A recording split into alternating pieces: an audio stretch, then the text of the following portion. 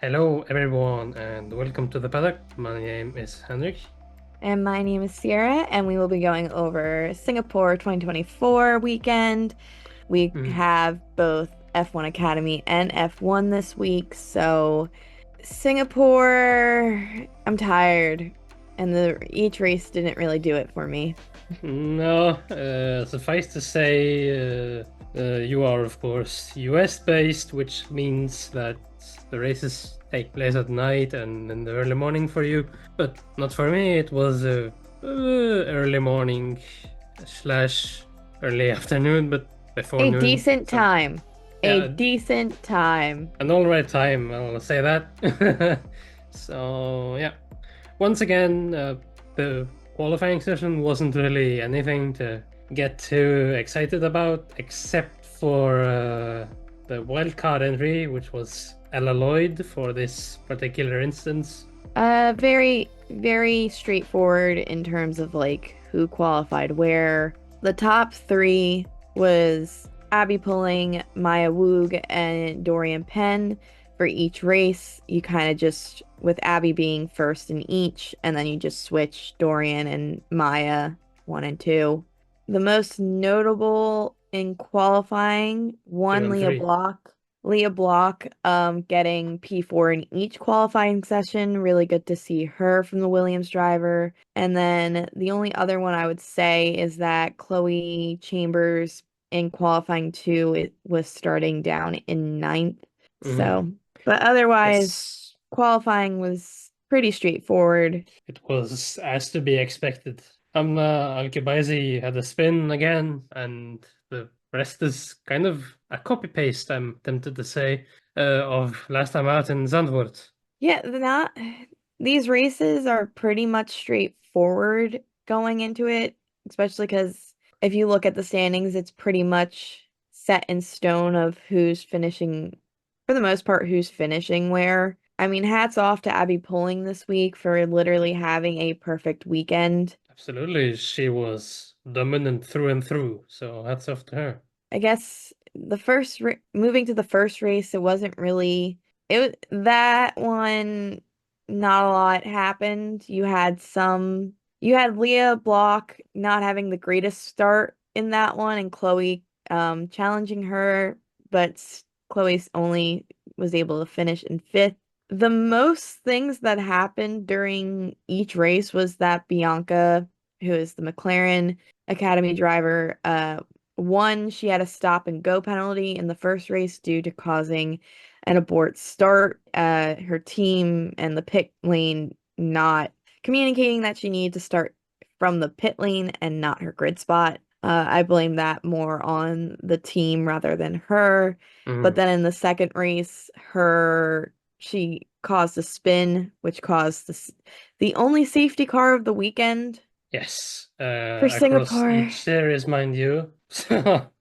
So Singapore is, well, I have some feisty opinions for the F1 episode, so I mean, stay tuned. at least in F1, Singapore had from its time being on F1 on the grid, had always had a safety car, and that literally broke this week. We will get to that later on in the F1 episode, so hmm once again, stay tuned. Did I say that in the second race then Bianca spun? I think I did. These races, they were for the most part straightforward, nothing really Hmm. to make note. No, except for maybe the point deficit between top three in the overall standings. Let's pull that up. It's 100 points or so. I know it's 100 points. I know Abby is just like, see you later, bye. It's just under 100 points. It's 245 to Pullings and then 150 to Dorian. I mean, I guess your main note is that Maya has now gone into third, jumping Chloe Chambers. Uh, Mhm. Maya now at 120, whereas Chloe's at 103. And then the next closest is Marty at 101. So very tiny margins. Very tiny margins, but the tops, Abby won't have will be safe. She's winning this. It's basically Max from last year. You're looking more at a fight for P2 between Pin and Woog. Yes. Chloe very much out of that fight now, unless for some reason both of Dorian and Maya don't score in the next two races that they have.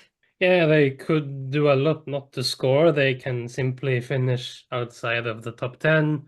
They could DNF. They could get sick. Yeah, so they could do all of those things or one really. I don't really know how. The only other thing, I guess, of note this week is that we did have a driver who was supposed to drive here. I think it was Gademan.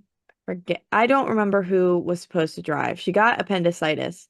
So everybody on Twitter is like, "Oh, she's gonna win in Qatar when she comes back." But I don't I honestly cannot remember which driver it is, and maybe it's Uh, Nobles. no, she drove. I She drove. Okay. I it's somewhere on the Twitter land. Uh, I didn't look. Dear I editor, looked, but if you didn't find look. this later on, put it up on screen if that's all right. I just know that it was announced like early this week. So that's why I'm like, I remember it being said, but I don't remember which driver. Well, yeah, that could very well be. I didn't really follow too much. But once again, Singapore keeps delivering in many ways. I think the victory poses that Abby Pooling has, they are something to behold. But I think that kind of wraps up unless you have something else to add. These Uh, these were pretty straightforward. yeah. One thing of note was that James Hinchcliffe did the qualifying interviews, which is quite a rare sight to see in the paddock, the actual paddock. So, I don't have an opinion on this. okay, no opinions whatsoever. All right. So, I don't know what else to say. Like I mean, if we wanted to, the other thing I guess I'll say, looking at the team standings, that's where the actual race is happening because Prema is only leading the team standings by 7 points because Prema Racing has Maya, Dorian, and Tina. And then mhm, Roden is where Abby is. So right. Roden is very much only in the race right now because of Abby. But it's 287 to Prema, and then Roden is at 280. Well, Rodin kind of seems like this one-woman team at this point. I mean, that was Max last year. Yeah, Red Bull was a one-man team last year, and Rodin is a one-woman team now. I mean, I guess we can go since we need something to talk about. For news, it was announced that let me just pull up that I'm saying what I'm talking about correctly here. So it was made note that in Formula E, Nissan, who is either joining or going to be or looking to like, I think they're joining, is expected to try out Abby pulling Sophia Flörsch and Victor Martins for their car.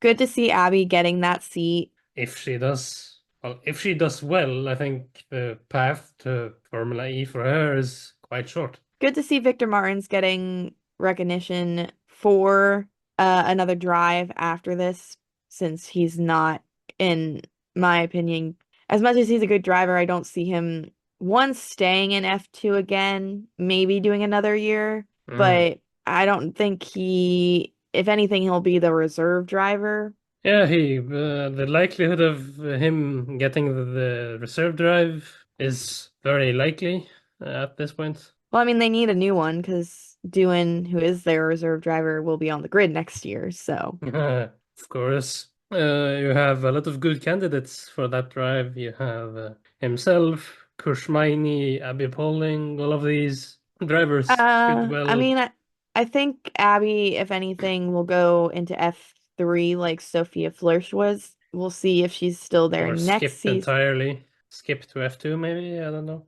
I don't see. I may no.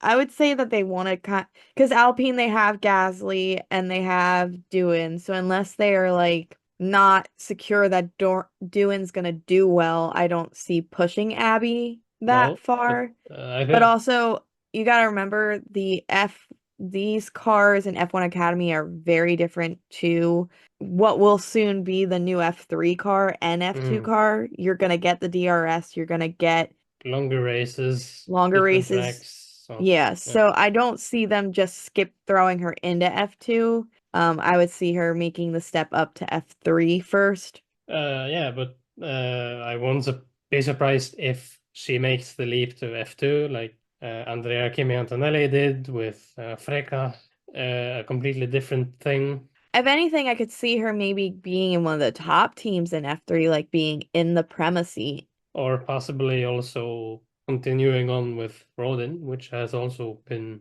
quite good in F3. So I don't think she's gonna jump to F2, but I No, definitely but can see her getting into the moving into F3, if not going to Formula E. But I think she would probably want to do Formula 3 rather than FE, but mm, I'm not there. I'm not her manager. well, you aren't Stefano Domenicali either, so you don't have a say really in that. No, I'm just an opinion. I'm just a podcaster with an opinion.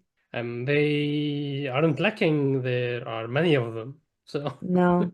But we have two more races of the season. We have Qatar, where we will see we have we'll Qatar have all and three feeder series because we'll have F or all two because F3 is done or F3 is concluded at this point, but we'll have F2 again and then we'll have F1 Academy. So the last two races of the season we'll get three three categories. categories. It was nice to hear Alex Randall again. So Mm-hmm. Felt like even home. yeah, it felt very like home for someone like me. I've watched F2 for a few seasons right now, and but in combination with Singapore, it felt like this emotional home. Laura Winters did a really good job commentating, which was nice to hear. Also very homely for Mm-hmm. someone like me. Heard her voice before the races as this host type person for F1 TV. It was nice. It's nice to see her. Of course, she was just filling in, but it's still nice to hear her throughout an entire race. I want her to take over I like her commentating, but I think she's better. What she brings to hosting, I think, is more. Yeah, more. What? just more. I not. Maybe it's just because she's not as comfortable, but Well, if she gets comfortable, I think she'll do a good job. I'm not saying she won't do a good job. I just think maybe she prefers doing. I think she's more comfortable doing hosting, talking with. I like seeing her talk, interacting with drivers and team principals. I think she gets a lot out of them in that aspect. Whereas when you're commentating, you're not saying you don't interact with it, but there is a lot more in terms of like moving parts. Right. So that was. I think that's it for Singapore 2024 F1 Academy Edition. Yeah, we're pulling out straws here to try and talk about something. It Yep. wasn't anything major, wasn't anything too big, so No, of course good we have racing. James Hinchcliffe and Alex Yep. Prendle. Those are the two, not wild cards, but they are the two surprises. So, Maybe since we're getting their first race in Qatar, maybe we'll get something a little different. Of course, this will be the first time that they're racing there, also same for F2 when they go, but we'll see what happens. and of course, we have predictions coming our way very shortly, hopefully, depending on what we can do and We have what four happens. weeks. 4 weeks to figure out what the heck to do for 4 weeks. Yep. And with that being said, we can conclude here. Yep, so just give us a like, rate us, follow us on all our socials at _Paddock. But otherwise, we will catch you later with our F1 review. But have a good one, guys.